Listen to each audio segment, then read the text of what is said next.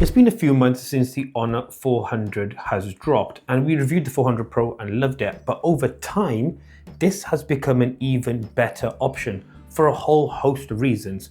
Well, mainly because you get a 120Hz OLED display, Snapdragon 7 Gen 3, a Samsung 200 megapixel camera sensor, in fact it's the ISOCELL HB3 camera to be exact, and is packing some serious specs, and the price has dropped significantly from launch, so this could be one of the best non-flagships to buy right now. The 400 is built mainly with plastic. It's not a cheap feeling plastic, look and feel wise it's got a nice softened touch, but the design wise primarily is plastic. But up front is the, I guess, star of the show to say to speak, because some of the key specs you have up here is a 6.55-inch AMOLED display with 120Hz, 1 billion colors, 5,000 nits of peak brightness, and 3,840 Hz of PWM dimming. So this is a bleeding edge in terms of color technology and display technology, more importantly. And when you watch it by contact on here, you're gonna get a super rich, punchy, vibrant experience. So you could be on here for hours and hours and hours,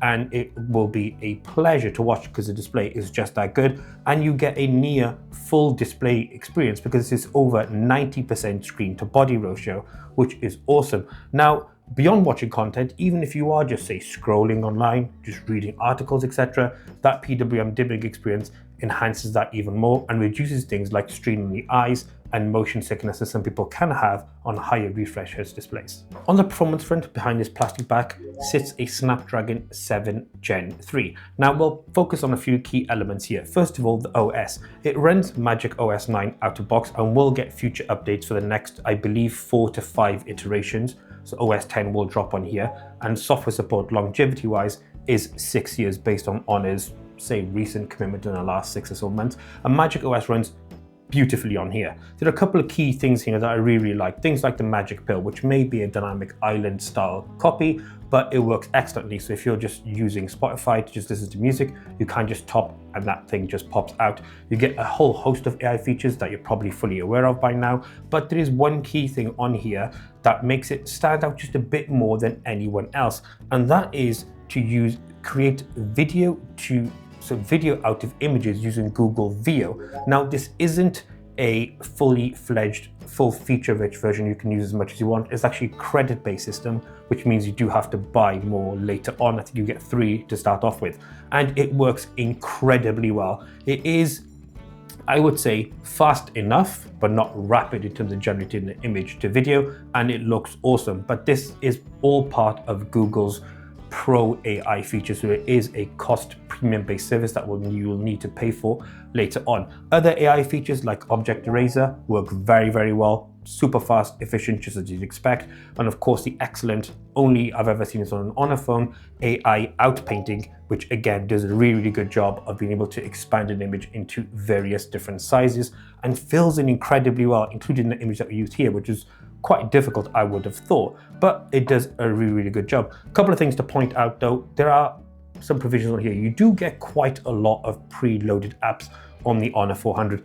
A lot of them you're not going to want to keep. Things like TikTok and Amazon Shop and Amazon Music you may want to keep, but the rest you're not going to want to, and that bloatware is one of the downsides of the Honor 400. Continuing on the theme of the performance of the Honor 400 and running it through 3D Mark's Lifestyle Extreme test, there are a couple of really great highlights. Things like stability, and this links to throttling, is at 99.7%. So basically the processor, even under heavy stress of 20 cycles, will not throttle, which is sick. And then everything else is also a plus point. Battery usage in this test usually is double digits, only 7% on the 400, and temperature only went up by 9 degrees. Again, this isn't a test, that's an extreme example of what you're probably never going to do on this phone. But it really excels in things like gaming performance. Now, Honor have added a few software tweaks on here to kind of enhance that performance, and that is using something called Turbo X. Now what this does, it enhances and adds in more frames to give you a smoother gameplay experience. I think in our testing, we got no more than say 10% max. So running games like Call of Duty Mobile run flawlessly. Graphically, it looks awesome, 60 plus frames per second. And then the sound output, well, let us know in the comment section and judge that for yourself.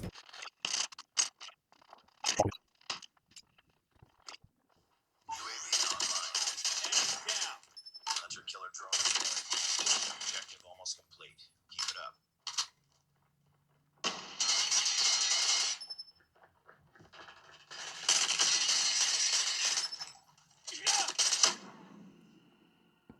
The camera system on the back looks, housing-wise, the same as the Honor 400 Pro, but is a bit of a topsy-turvy camera system. Let's break it down for you. Up front, you get a 50 megapixel main sensor, and on the rear, you get a 200 megapixel main sensor, which is the Samsung ISOCELL HP3, and then a 12 megapixel ultra-wide, which is a bit of a weird drop-off versus the other two cameras. But let's break down those performances, starting off with that main sensor on the rear.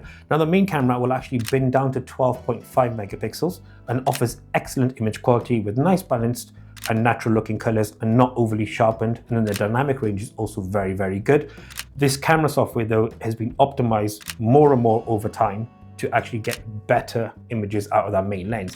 There is no telephoto here, but digital zoom can look really good, but it depends how far you go. If you go further up the range, it is going to drop off its quality. In terms of portraits, these are amongst the best you'll find out anywhere. Excellent edge detection, really good subject detection and separation as well, so it looks really, really good. And then nighttime wise, again, similar quality output as the main lens. There's no over processing of darker areas here where it punches out, say, really dark areas that makes it overly bright. It doesn't do that. It is a really good balance in terms of color on contrast. The ultra wide, I would say is only okay. The colors here reflect basically what you're gonna get out of a sort of low resolution ultra wide. Is nowhere near the same quality as the main lens. Overall, the ultra wide is meh at best.